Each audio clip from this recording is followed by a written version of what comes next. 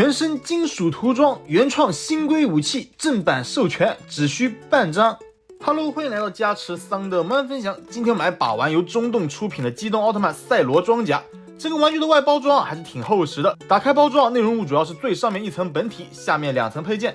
按照惯例先来看到玩具的本体，全身上下除去腰部的大面积黑色分色以及身上各处关节比较零碎的一些黑色点缀以外，肉眼可见的什么蓝色、红色以及银色都为涂装，这点还是挺大方的。但是原本胸甲处细节处理就非常肉，再加上比较厚的金属漆涂装，对整体观感上而言可以说是雪上加霜了。这点对比 FRS 就尤为明显了。头雕部分不同于其他版本的赛罗装甲，采用的是这样类似黑暗洛普斯的墨镜样式。不同于他们家的赛文装甲，本款赛罗还是可以透过表面透明件来看到底下的眼睛分色。身高方面是达到了 18.5 厘米，对比主流的万代 FRS 系列要高出差不多半个头左右。与布鲁克传奇版的机动赛文的身高比对图片我就放在评论区了，感兴趣的小伙伴可以自行参照。本身机动奥系列的身材就偏向于腰窄腿长的美型风格，要是再去拉长比例肯定会很怪。那么我们的这个中动设计师显然是已经沉浸在自己的艺术里了。18厘米的身高，腿长11厘米，上半身小小一个，下半身直接拖地，这比例斗中强者看了都得沉默，真是难得的支持旧玩具的一回。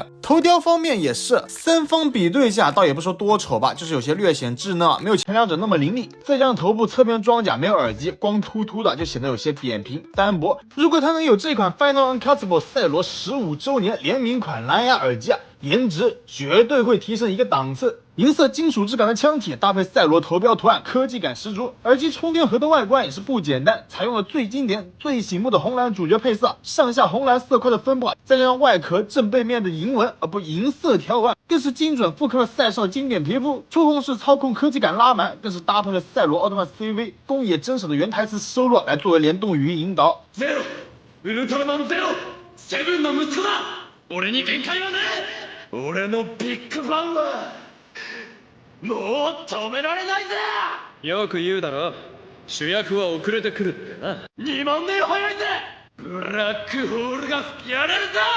如此具有辨识度的语音提示简直大幅度防止出门耳机连接不良，手机在公共场合持续外放而没有察觉的尴尬瞬间。此外，现在购买耳机还赠送1枚限定赛罗奥特曼闪卡。好的，回归话题中动的可动一直是大家所诟病的，头部上抬下低，左右旋转，手臂侧摆，腿部前踢侧踢，屈膝曲肘倒没有什么问题。那么抽象的来了，腰身部有2段外拉关节，对躯干部分的平转会有些帮助，但不论有没有拉伸呢，这个弯腰挺胸的幅度都几乎为零。想要不去对模型本身动刀子摆出一些需要弯腰的动作，就只能这样拆开，用蓝钉胶去固定造型了。脚踝处的接地线也几乎为零。好家伙，这么多零，这面具下不会也是个络腮胡小寸头吧？配件部分简单陆克，作为武器部分的等离子火花刀与奥特长矛，这次都为厂家原创。虽然玩具本体对比 FRS 是要高出不少，但作为武器部分的长矛却是几乎一样长。等离子火花刀的造型还是挺具有科技性的，不过这个造型看着是不是有些眼熟呢？枪铁色的本体握把，两侧蓝色弧形刀刃，直接反向致敬一波新生代好徒儿。此外还有个蓝色的螺旋特效键，这造型不禁让我想到了某位北半球从者，只不过这个尺寸就有点小巫见大巫了。而且装上去之后基本就不支持单手去握持了。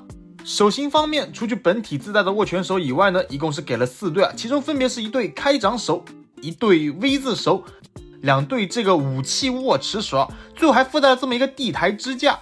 OK， 那么以上就是本套中动玩具赛罗装甲的全部内容了。买之前还想着24年的玩具可都能差到哪儿去，但这个屎真正吃到嘴里之后呢，才发现是我小瞧它了。50的购物价到手后发现它真的只值50，但即便如此我还是希望它能一直出下去，毕竟半张一个还要啥自行车呢？隔壁万代不也还是每年 FRS 机动奥都能霸榜年度最烂模型？还真别说，这个 IP 就跟被诅咒了一样，动画后2架简直烂完了。好的，那么本期视频差不多就到此结束了，感谢各位的观看与支持，我们下期不见不散，拜拜。